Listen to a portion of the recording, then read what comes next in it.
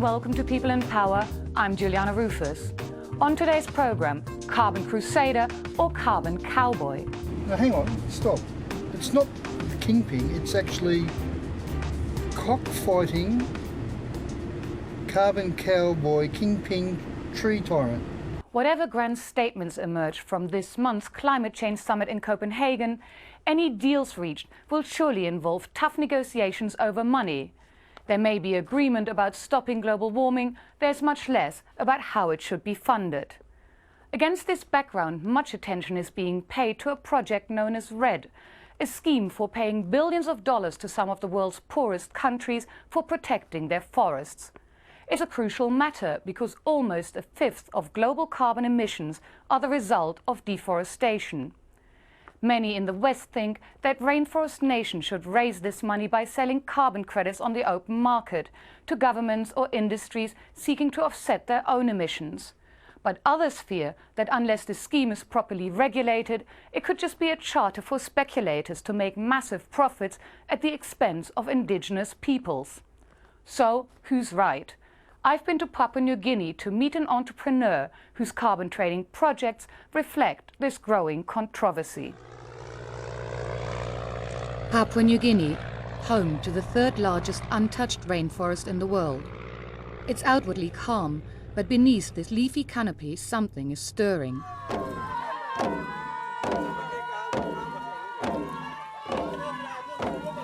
Australian Kirk Roberts is bringing news of a miracle way of making money. Roberts is a carbon trader. In anticipation of a new global warming treaty to be negotiated in Copenhagen, he is striking up deals with forest communities to secure rights to the carbon stored in their trees. If we chop the trees down and we go logging, you get one chop. One chop, and then all the biodiversity, all the water and everything becomes polluted and disappears. Your children will have nothing. You keep the trees and you keep the biodiversity and you let me work hard to find a way to make you get paid for that. That's carbon trading. If world leaders agree, the Copenhagen meeting will result in a deal where developed nations pay rainforest owners not to log their trees. It's called avoided deforestation. Under the so-called REDD scheme, carbon stored in rainforests is to be measured and sold to developed nations to offset their pollution. There's lots of opportunities to come from carbon trading. There'll be income for the people. There'll be money provided for infrastructure to improve your roads, to help you with schools, with hospitals. This is very important, what's happening here. I congratulate everybody here. Forest communities are promised development, but for traders buying rights to carbon could spell vast profits. News of Papua New Guinea's pioneering efforts in the carbon trade has spread, so we've come to find out how this new multi-billion-dollar business might work. Over the past decades, nearly 30 million hectares of rainforest have suffered from rampant and often corrupt logging. Over half the remaining lowland rainforest is now under threat.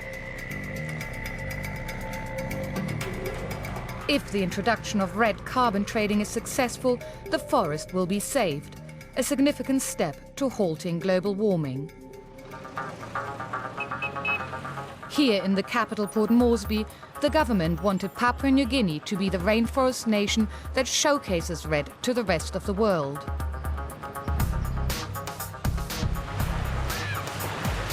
An Office of Climate Change was set up to develop a national carbon policy. If successful, the international community has promised financial assistance.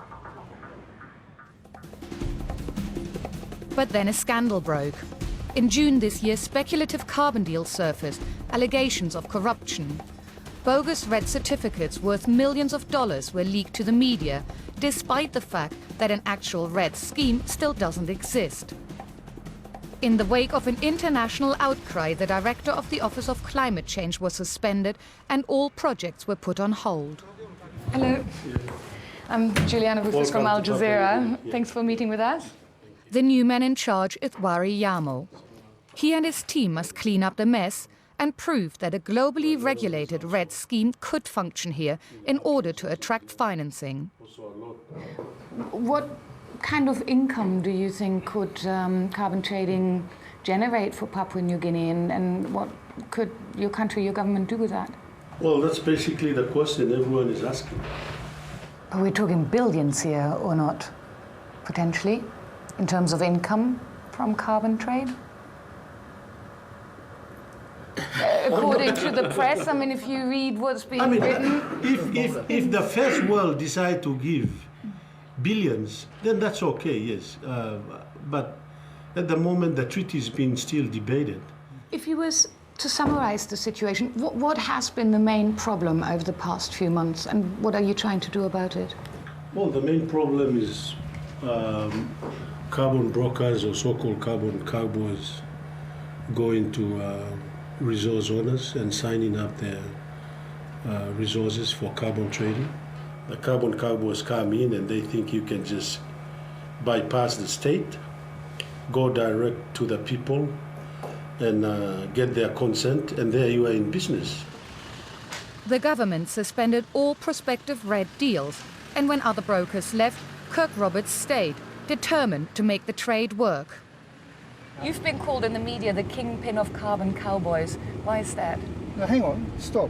It's not the kingpin, it's actually cockfighting, carbon cowboy, kingpin, tree tyrant, to be accurate.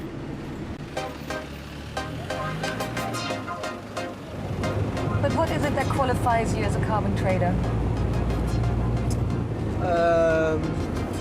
Pedigree. What do you mean by that? Well, I come from a long range of environmentalists and people that care for the country. I'm actually a hobby anthropologist. Roberts made his money training racehorses and organizing cockfights. He thinks the government's position is irrelevant, and waiting a decade for international implementation of REDD will take too long. He wants to enter the trade in avoided deforestation directly with forest owners under the existing so-called voluntary carbon trade. Is it a stakeholders meeting, this meeting? Roberts is attending a meeting where interested parties are invited to respond to the government's carbon trade position. This is the chairman of SEPI. Roberts says he's already got carbon projects covering millions of hectares of rainforest, and introduces us to his new business partners, the landowners. So how many of the landowners here would you say are you doing business with? Oh, I don't know. We've got quite a few. Most of the landowners are doing Most of the landowners in that room you're doing business with? That's right. Roberts is joined by one of his most powerful local business associates, James Cond, the deputy leader of the ruling government party. Cond, too, thinks the official decision to wait for a global REDD treaty is wrong. Now, why would government deny us? If there's no carbon hydrogen, we probably can be able to initiate another carbon hydrogen here. If there is voluntary carbon trading that existed, we must take on board now. We don't want to wait another 17 years or 15 years down the line. Government must not deny us. Thank you. Thank you.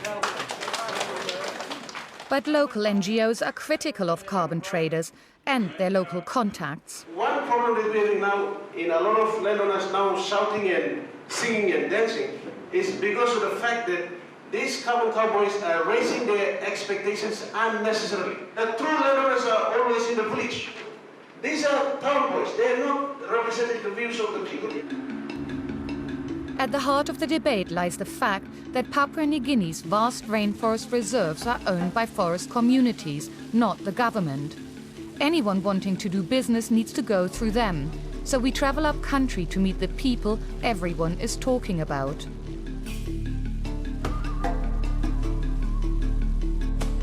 Here in Lower Ramu, there are still pristine rainforests to be found, and forest communities' lives have remained the same for centuries, totally dependent on the forest for food, medicines and materials. Deforestation is relentlessly encroaching. One of the local headmen has struck up a deal with a logging company, but the promised development has not been forthcoming. I brought it here because the needs of my people. The people, there is no services. We are still struggling for the services.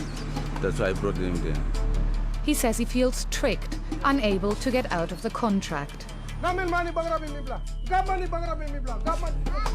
When we meet the local community, they've heard of carbon projects as an alternative to logging, but there's been little more than rumors. Do you know what carbon is? I don't know what is carbon. Carbon is just wind or air or something like that. So how they come and collect and all this? We didn't feel a carbon, we didn't even see a carbon. Back in Moresby, Roberts has run into problems with one of his largest projects, the 800,000-hectare Camula d'Orso forest. Hello, Matthew. Where are you? Roberts is picking up the forest representatives. Okay, so you and the lawyer wait there, and I'm going to come over with a journalist from London.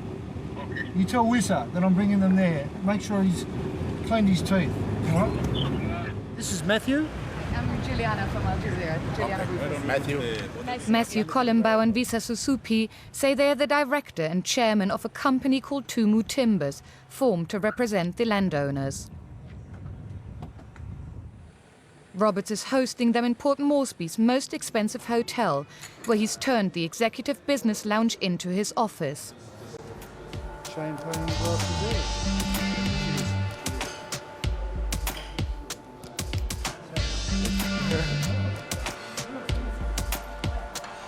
How much money are you expecting to come in? Well, that I wouldn't know, but only the figures that we are hearing is they are saying that is so much. Like what? Maybe $1 billion. US dollars? Or maybe, yeah. So that we'll have technical people working on projects like infrastructure development, schools, hospitals, bridges, airports. But there's another group from Camula d'Orso disputing the fact that Matthew and Wisa are the rightful representatives of Tumu Timbers, saying they have no right to sign over control of Camula d'Orso's vast resources to Roberts.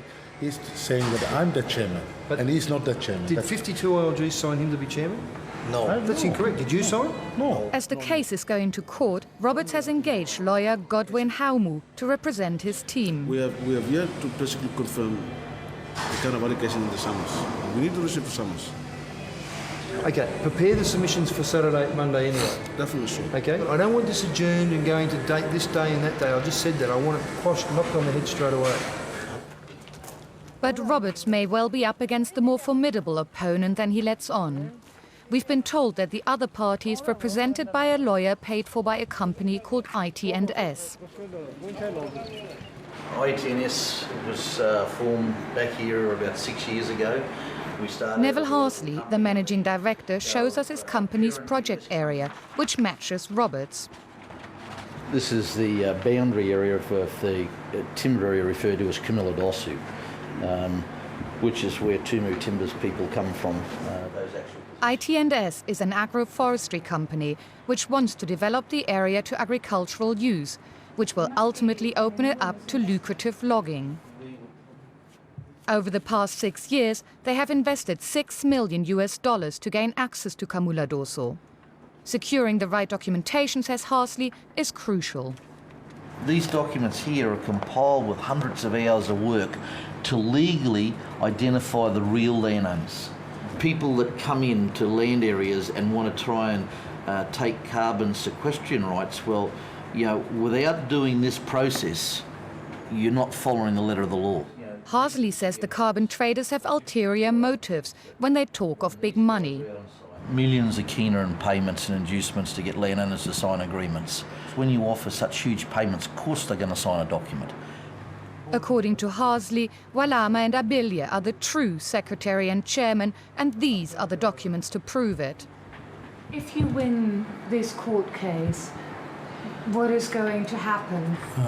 If we win this court case, we move to the agroforest and infrastructure, which we see will bring better services and a maximum benefit to our people.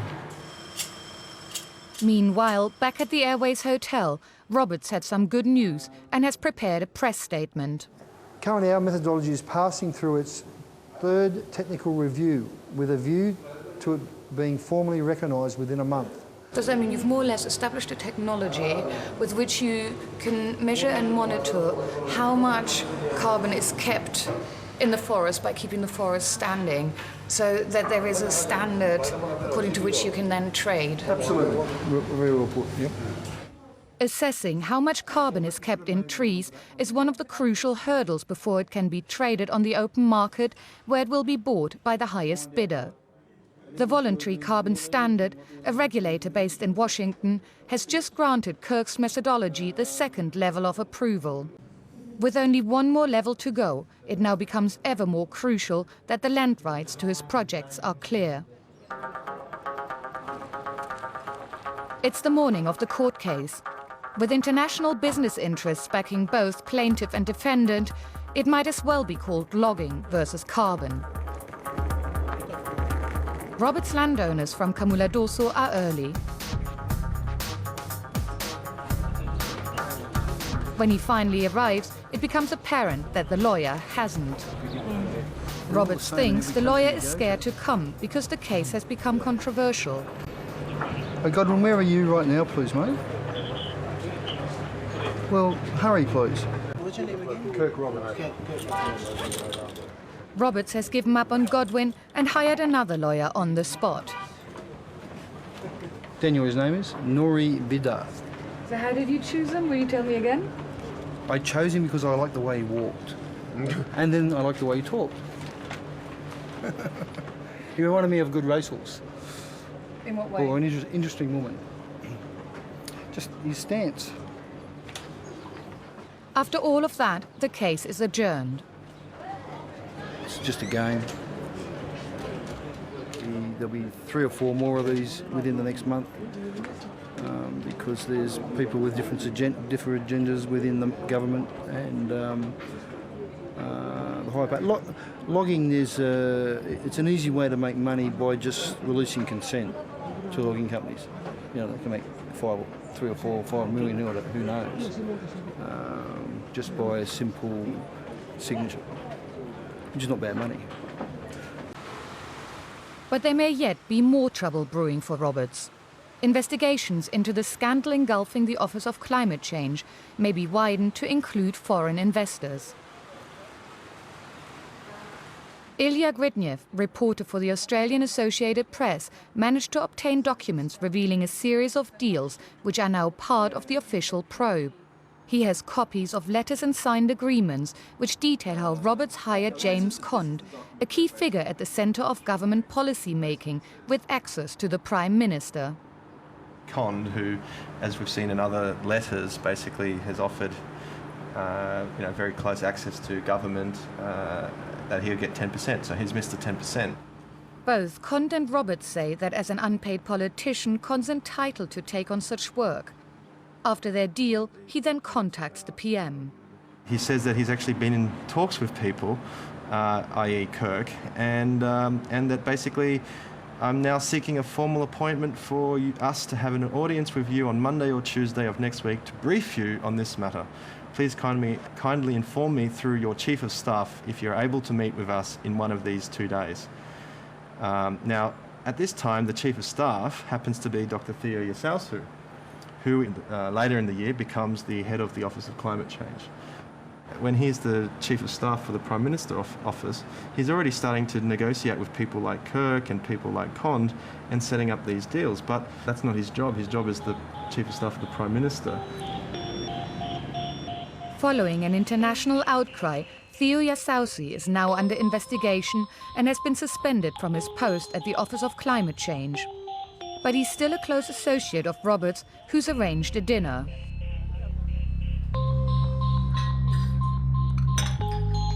This gives us an opportunity to ask about the most controversial document that's been leaked. It's a red carbon certificate signed by Yasausi, which gives Roberts' company the right to the carbon in the disputed Kamuladoso forest. It's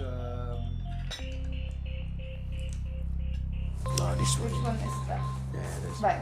So this document actually refers to the Camuladoso Red project. Correct.